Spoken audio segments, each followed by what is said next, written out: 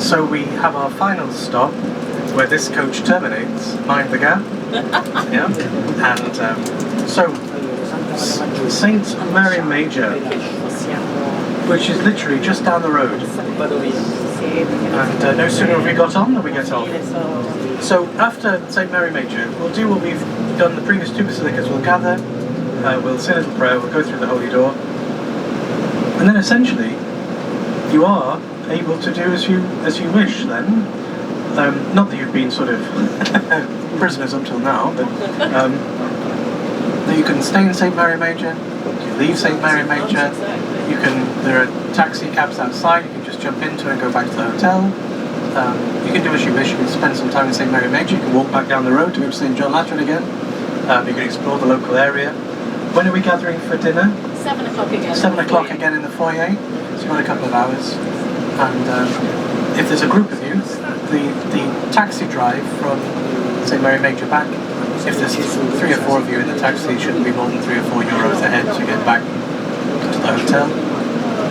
And so you may just want to spend some time wandering around St. Mary Major, because there's a lot to see. There's the relic of the crypt, there's the grave of Pope Francis, there's the icon of Our Lady, there's the chapel where Pope Pius V is buried, beautiful chapels.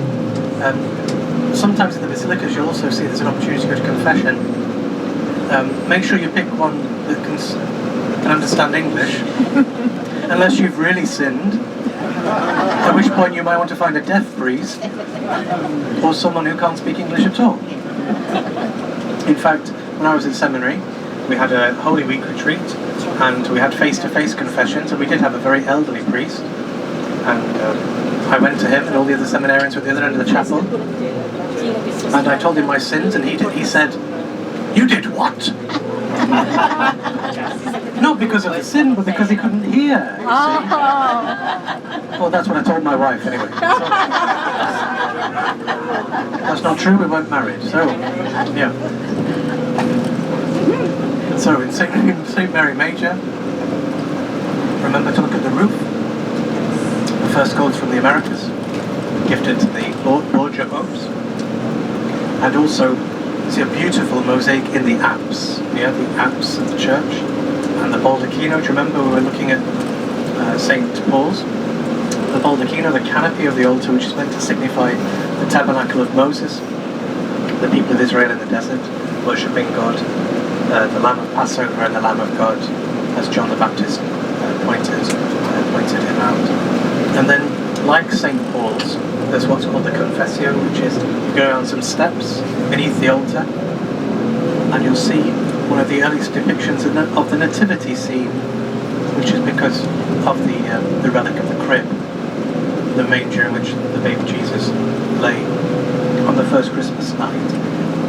You know, the nativity scene was created by St. Francis in the year 1223. It was the first nativity scene created, apart from Bethlehem, obviously, and it was a living crib with real animals and a real baby. So there would have been lots of poo around, I imagine, which is authentic, because in the real Bethlehem there would have been poo. But Pope Francis, so St. Francis rather, popularised this particular devotion of having nativity scenes, from which again they spread throughout the whole church, including perhaps you had one at home at Christmas. So we're almost there. Outside the statue, there's a statue of Our Lady Immaculate outside of the Basilica of St. Mary Major, and it's Santa Maria Maggiore. It just means St. Mary the Great. That's what it means. Yeah, it's the Great St. Mary. And of course, remember, was constructed after the Council of Ephesus, particularly because adorned after the Council of Ephesus, because of Our Lady being proclaimed Theotokos, the God-bearer, and that's why we call her Mother of God. And tomorrow, without thinking too far ahead, because we try and think one day at a time, but tomorrow we will complete the 4 basilicas by entering the Holy Door of St. Peter's tomorrow morning. where there will be time following to have a good look around St. Peter's, the Basilica, until we then regroup for Mass later in the afternoon at the venerable English College, where men from England and Wales, and more recently from Scandinavia and Ireland and the English-speaking world, are prepared for the priesthood over a course of training that lasts almost 10 years now, to train to be a diocesan priest. So Pope Francis changed the training period, so you have a foundation year, spiritual year, and a pre-seminary year, 2 years of philosophy, 4 years of theology, a pastoral year, a diaconate year, and then a synthesis year it's called. So really a decade it takes to become a priest now, so longer than being an architect, a dentist, or an airline pilot. And maybe you'd want an architect, a dentist, or an airline pilot more than you want a priest, but anyway, it costs quite a significant amount of money to train priests. So in my diocese, we're very fortunate. We have 10 men training for the priesthood. Wow. And that costs us £300,000 a year to train. Yeah, it's very expensive to train a priest. Do you think you're getting your money's worth? Yes. Oh, I think so too. Yeah. Not biased at all. The English College in Rome was founded in 1079, and it was founded by Cardinal William Allen. Cardinal William Allen was a very important Catholic because, do you remember the Spanish Armada? Yeah. The Spanish Armada was meant to dethrone Elizabeth Boleyn, or Elizabeth I, as people insist on calling her. So Elizabeth I was going to be overthrown by the Spanish Armada, and King Philip II of Spain, who was the widow of Mary Tudor, who had died.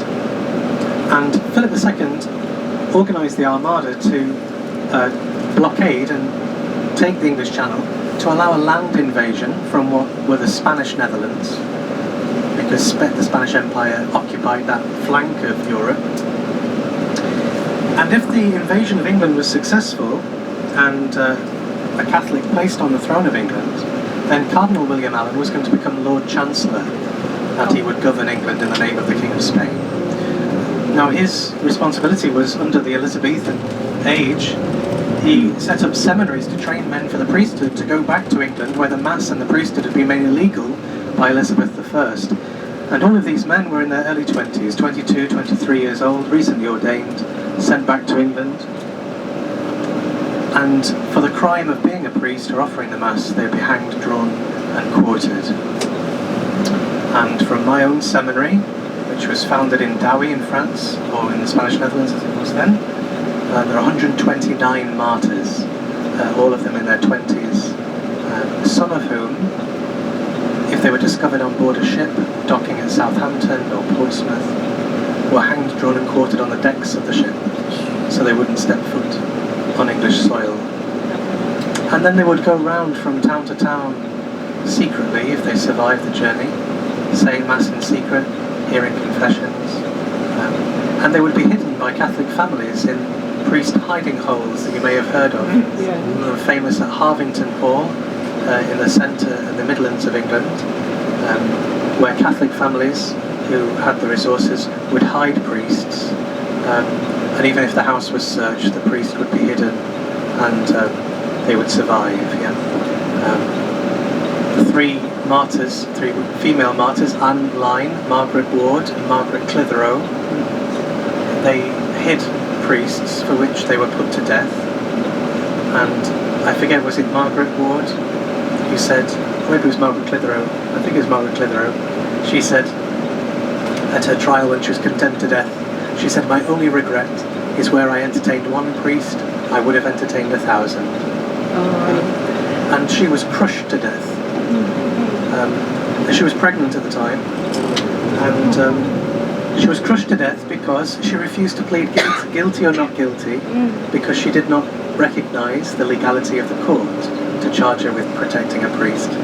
She said it was not a crime to protect a priest, it was a privilege for which she gave her life. She's called the Pearl of York because that's where she was martyred, and Margaret means pearl in Latin. Margarita, it means pearl. So you can see straight ahead. Can you see the basilica with the campanile, the bell tower, and the dome? And then you can see the loggia with the red drapes, the banners on the front, where the Pope would give a benediction from. And we're arriving now. Sì, uso questo poi quello una volta che lo aspetto non va bene. Ok.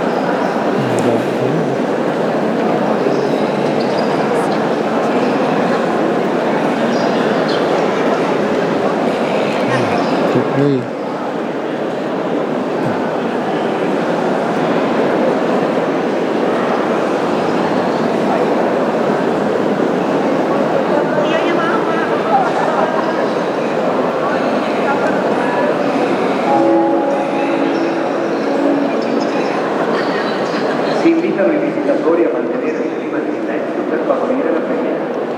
Grazie. This is a currently invited to maintain a quiet silence for prayer. Thank you. Si invita a visitarsi a mantenere il clima di silenzio per favorire la preghiera.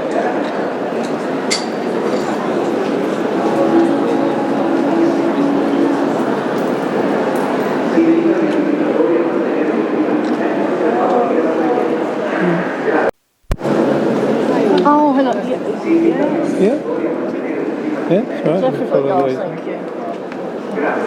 This is a currently invited to maintain a quiet silence for prayer. Thank you. Si invita a mantenere il clima di silenzio per favorire la preghiera.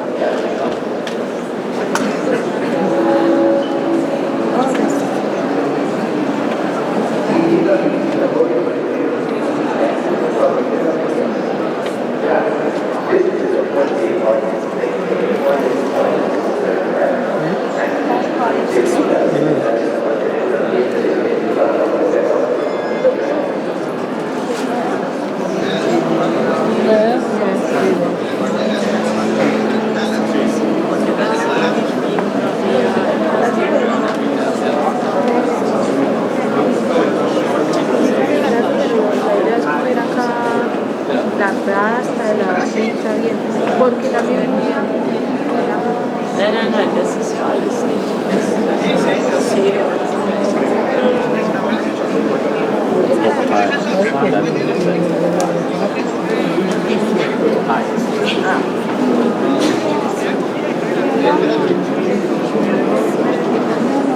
oye,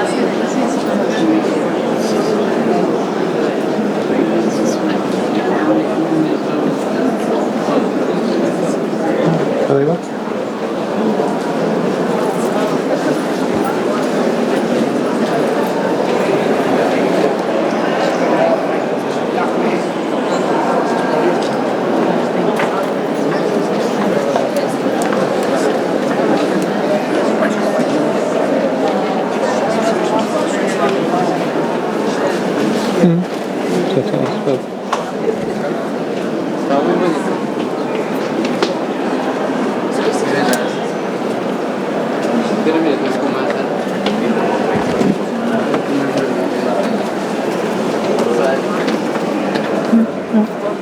just got to do it. No.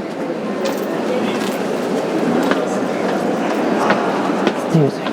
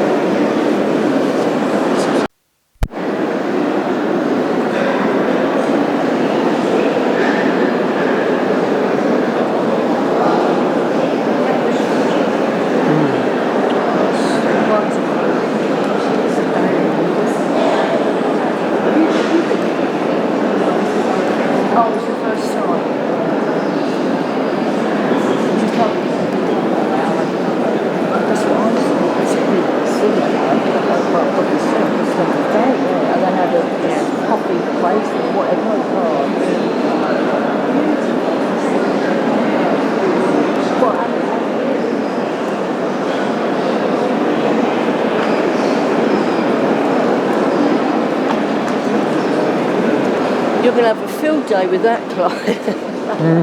That will.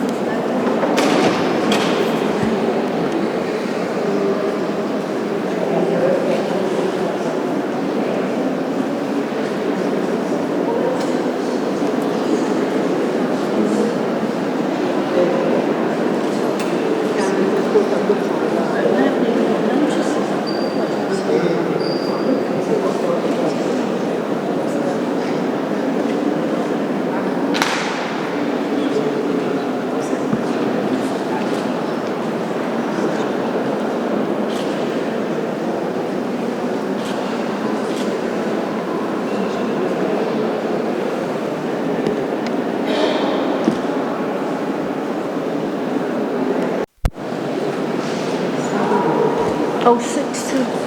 Yeah, 6 to 6 to 12 up to 6.